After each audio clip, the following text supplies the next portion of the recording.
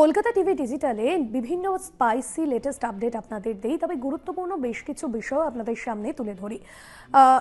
যদি আপনার স্বামীর সঙ্গে আপনার বিবাহ বিচ্ছেদ হয় বা সেক্ষেত্রে কোনো বিবাহ বিচ্ছেদ যদি হয়, সেক্ষেত্রে যে খরপোশ আপনার স্ত্রীকে দিতে হয় স্বামী হিসেবে, সেই খরপোশের ওপর কতটা কি আয়কর দিতে হয়, আজকে সেই বিষয়ে জানাবো।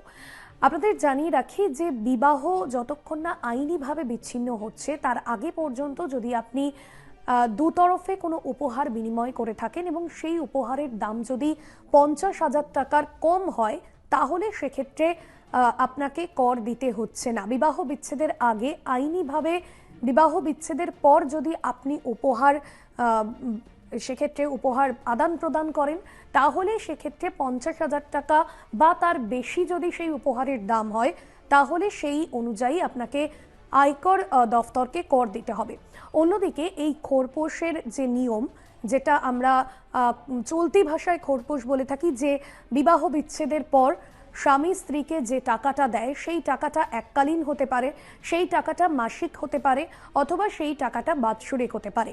ঠিক এই তিনটে ভাগেই কিন্তু আপনার আয়কর দফতরকে কর দিতে হবে। কিভাবে দিতে হবে? আপনাকে যদি আপনার স্ত্রী এককালীন একটা মোটা টাকা দাবি করে, তাহলে আপনি যদি সেই টাকাটা দিয়ে দেন, তাহলে সেই বাবদ কিন্তু আপনাকে আয়কর দফতরে কোনো রকম কোনো কর দিতে হচ্ছে না, কারণ সেটা আপনার আয়কর বা ইনকাম ট্যাক্সের যে কাগজ, সেখানে সেটা উপহার হিসেবে গণ্য হচ্ছে বা আপনার ব্যক্তিগত খরচ হিসেবে গণ্য হচ্ছে।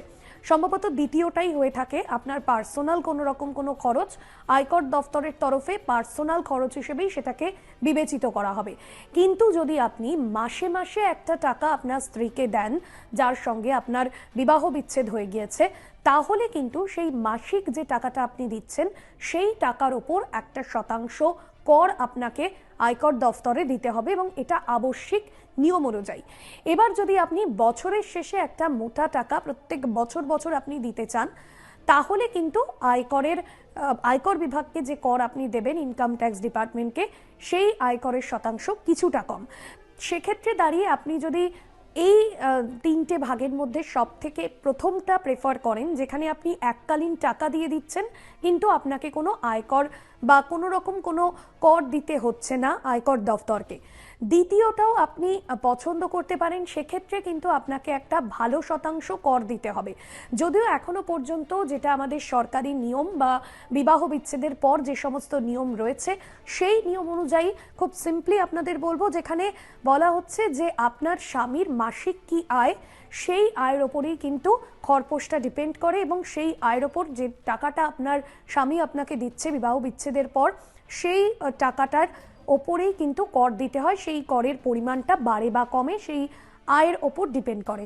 অর্থাৎ আর্থিক সচ্ছলতা যেরকম একটা রয়েছে, অন্যদিকে যে মাসিক আয়, এই দুটোর ওপর ভিত্তি করেই কিন্তু খরপোশ দেওয়ার যে টাকা এবং তার ওপর যে কর, যেটা আপনাকে ইনকাম ট্যাক্স ডিপার্টমেন্টকে দিতে হয়, সেটাই নির্ভর করে এই আর্থিক সচ্ছলতা এবং আপনার মাসিক আয়ের ওপর ভিত্তি করে। অবশ্যই এই বিষয়ে আপনাদের কাছেও গুরুত্বপূর্ণ হবে, ইম্পর্টেন্ট এই আপডেট। অন্যান্য এরকম আপডেটের জন্য দেখতে থাকুন Kolkata TV digital, Kolkata TV, রাত দিন 7।